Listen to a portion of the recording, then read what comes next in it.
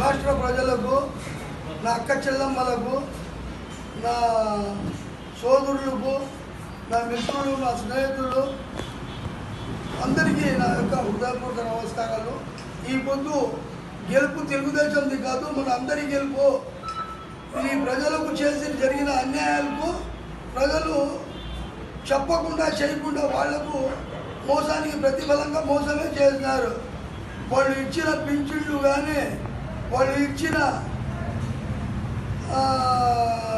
పిల్లల ఒక స్కూల్ డబ్బు కానీ ఏది కూడా రైతు భరోసా కానీ ఏమి పనిచేసిందల్లా ఒకటే, వాళ్ళు కరెంట్ ఛార్జీలు పెంచడము, చెత్త పన్ను వేయడము, ఇంటి ట్యాక్స్లు పెంచడము, నిరుద్యోగులు చేయడము, సోమరిపోతులను చేయడం జరిగింది.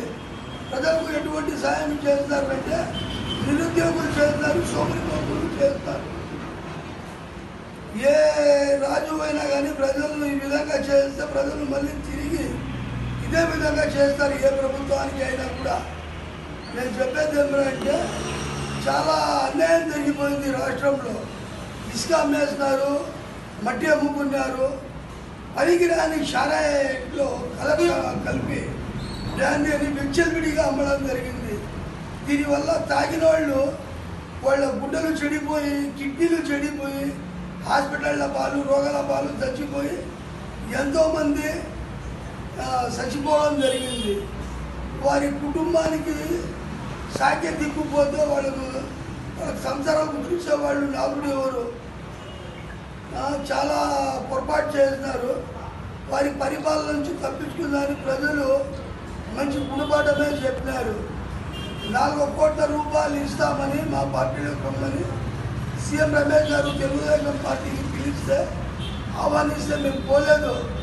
ఇప్పుడు వాళ్ళ మోసాలను గ్రహించి, వైసీపీ వాళ్ళ మోసాలను గ్రహించి, వైసీపీ వాళ్ళు చేసే తప్పులు గ్రహించి ఆ పార్టీ నుంచి తప్పుకొని టీడీపీ పార్టీలో స్వేచ్ఛంగా వచ్చేస్తాము.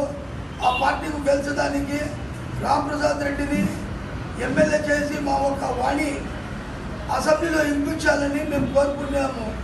చంద్రబాబు గారు మా రాష్ట్రానికి ఎప్పుడైతే స్వాతంత్రం వచ్చిందో అప్పటి నుంచి కడప కానీ, రాజంపేట కానీ, లెగ్డిపల్లి కానీ అన్ని తావులో కూడా మినిస్ట్రీలు ఉన్నారు.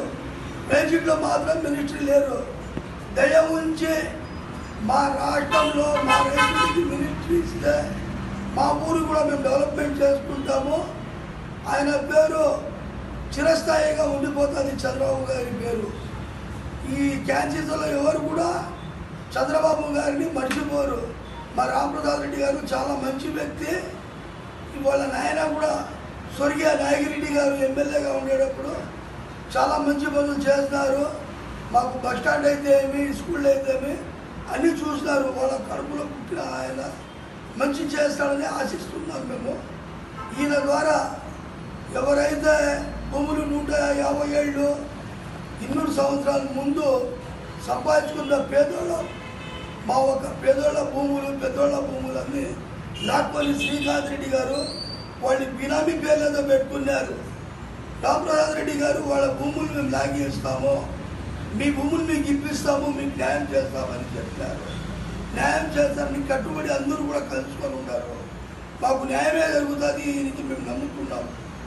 నమ్మి మేము ఓటు వేసి గెలిపిద్దాము, కష్టపడినాము. ఇలాగని ఈ ఎవరు భూములు వాళ్ళకి ఇప్పించి సరిగ్గా న్యాయం